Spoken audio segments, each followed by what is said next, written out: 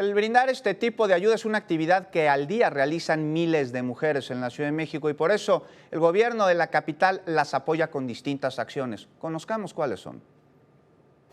Las mujeres capitalinas dedican en promedio 41.6 horas a la semana sin remuneración alguna al trabajo de cuidados, ya sea de infantes, personas con discapacidad o adultos mayores.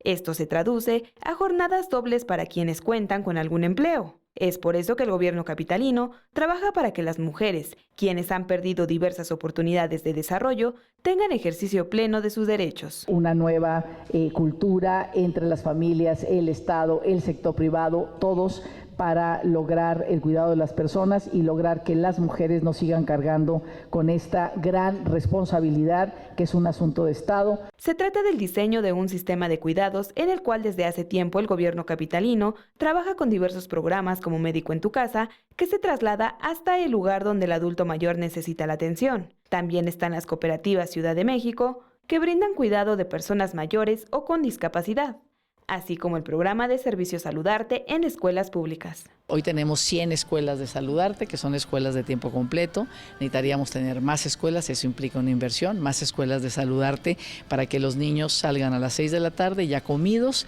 con tareas hechas, con otro tipo de actividades. Esa es inversión social, que no implica pagarle al ama de casa el dinero para cuidar a su niño, sino el tema de estas escuelas Saludarte. La Constitución Política de la Ciudad de México, publicada en este año, mandata en su artículo 9, inciso B, establecer un sistema de cuidados que atenderá de manera prioritaria a las personas en situación de dependencia por enfermedad, discapacidad, ciclo vital, especialmente la infancia y la vejez, y a quienes de manera no remunerada están a cargo de su cuidado. Todas las dependencias capitalinas contribuirán en la integración de este sistema de cuidados que el gobierno de la ciudad busca se aplique por ley. Iraíz Morquecho, 21 Noticias.